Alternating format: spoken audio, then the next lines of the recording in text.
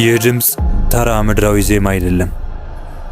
የሰማይ መላእክት ቅዱስ ምስጢራቸውን ለሰው ልጅ የገለጡበት የታሪክን አቅጣጫ የቀየረ ሰማያዊ ማዕበል ነው።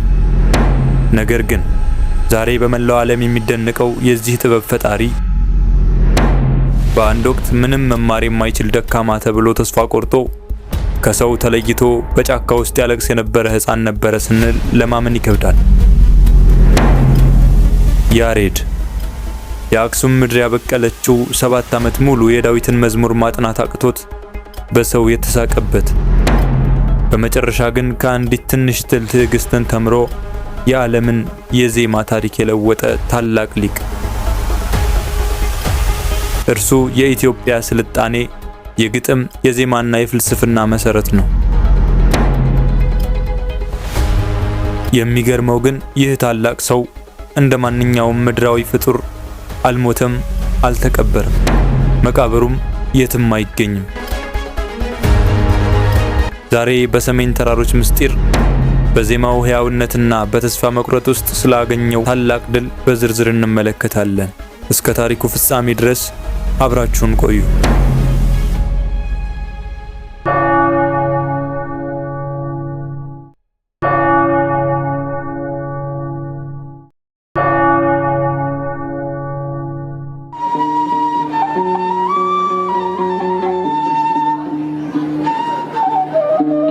ያሬድ በ505 ዓመተ ምህረት በአክሱም ከተማ ተወለደ።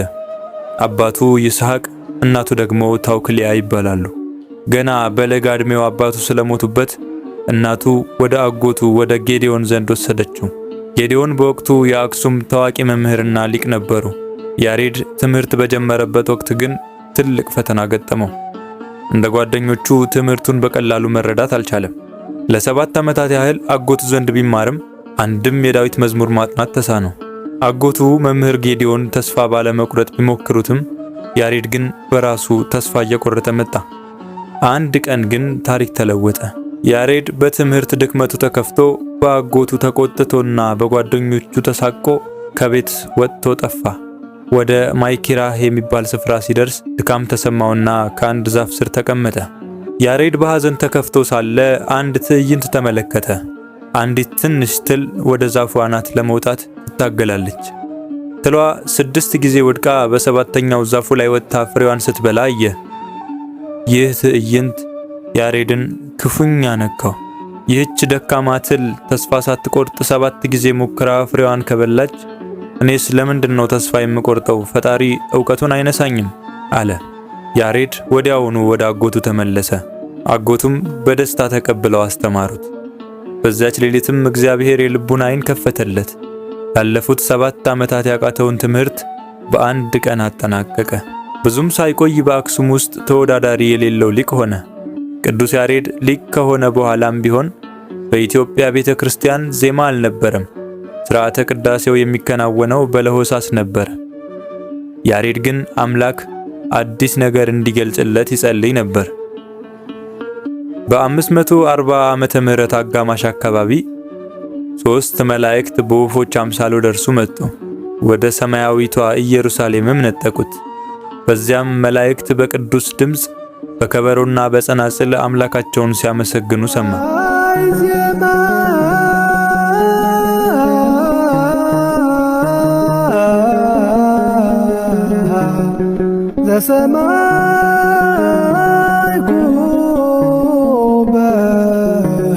ሰማይ እመላእክት ቅዱሳን እንዘ ይብሉ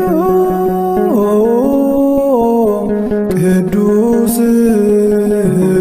ቅዱስ ቅዱስ እግዚአብሔር መላ ሰማያተ ወምድረ ቅድሳተ ስብሐቲከ። ያሬድ ያንን ሰማያዊ ዜማ አጥንቶ ወደ ምድር ተመለሰ። ወደ አክሱም ጽዮን ቤተክርስቲያን ገብቶም ድምጹን ከፍ አድርጎ ለመጀመሪያ ጊዜ ሃሌሉያ ብሎ ዘመረ። ንጉሡ ገብረ መስቀል ንግስቲቱና ሕዝቡ ሁሉ በያሬድ ድምፅ ተደንቀው የአክሱም አየር በሰማያዊ ዜማ ተሞላ።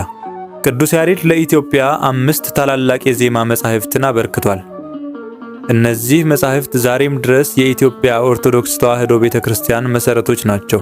አንደኛ ድጓ፣ በዓመቱ ውስጥ ላሉ የክርስቲያን በዓላት የሚዘመር ታላቅ መጽሐፍ።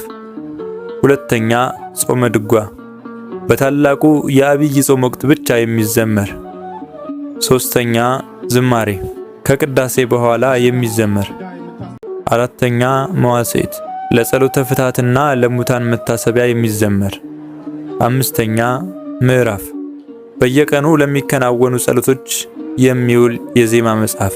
እነዚህን ዜማዎች በ3 ስልቶች ከፍሏቸዋል፤ ግዕዝ፣ ዕዝልና አራራይ። ግዕዝ የጥንካሬና የግርማ፣ ዕዝል የሐዘንና የትህትና፣ አራራይ ደግሞ የደስታና የፍቅር መግለጫዎች ናቸው። አንድ የታወቀ ታሪክ አለ። ቅዱስ ያሬድ በንጉሡ ፊት ቆሞ ማህሌት ሲቆም ንጉሡ ገብረ መስቀል በዜማው ተመስጠው ይከታተሉት ነበር። ንጉሡ የያሬድን ዜማ እየሰሙ የያዙትን የብረት ዘንግ ሳያውቁት በያሬድ እግር ላይ ተከሉት። የያሬድ ደም መሬቱን አጥለቀለቀው። ነገር ግን ያሬድ በዜማው ተመስጦ ስለነበር ሕመሙ አልተሰማውም ነበር። ንጉሡም ደሙን ሲያዩ ደንግጠው ዘንጉን ነቀሉና የፈለከውን ለምነኝ እሰጥሃለሁ አሉት። ያሬድ ግን የጠየቀው አንድ ነገር ብቻ ነበር፤ ከሰው ርቄ በብቸኝነት አምላኬን እንዳመሰግን ፍቀድልኝ። ቅዱስ ያሬድ ቀሪ ዘመኑን በሰሜን ተራሮች በጾምና በጸሎት አሳለፈ። እዚያም በጸለምት ተራሮች በብቸኝነትና በገዳማዊ ሕይወት እየኖረ ለአምላኩ ምስጋናውን አቀረበ። እዚህ ጋር ነው ታላቁ ምስጢር የሚገለጠው። ቅዱስ ያሬድ እንደ ማንኛውም ሰው ሞትን አልቀመሰም። ይልቁንም በ571 ዓመተ ምህረት ግንቦት 11 ቀን በተጋድሎ በኖረበት በዚያው በሰሜን ተራራ ተሰወረ እንጂ አልሞተም። ቤተክርስቲያናችንና የታሪክ ሊቃውንት እንደሚመሰክሩት ቅዱስ ያሬድ እስከ ዛሬ ድረስ በሕይወት ያለ የብስራትና የምስጋና መምህር ነው። ዛሬ መቃብሩ የት እንዳለ የማይታወቀው ስለሞተ ሳይሆን እርሱ በምድራዊ ሞት ሳይገደብ በፈቃደ እግዚአብሔር የተሰወረ ቅዱስ ስለሆነ ነው። ዜማው በኢትዮጵያ ሰማይ ስር ለዘላለም ሲያስተጋባ ይኖራል። ቅዱስ ያሬድ ለኢትዮጵያ ዜማ ብቻ ሳይሆን ለግጥም፣ ለስነ ጽሑፍና ለፍልስፍና መሰረት ነው። የእርሱ ታሪክ ተስፋ ለቆረጡ ተማሪዎች ትልቅ ትምህርት ነው። ተስፋ አትቁረጥ፣ ትዕግስተኛ ሁን፣ አምላክህንም አምነህ ሥራ የሚል መልእክት ያስተላልፋል።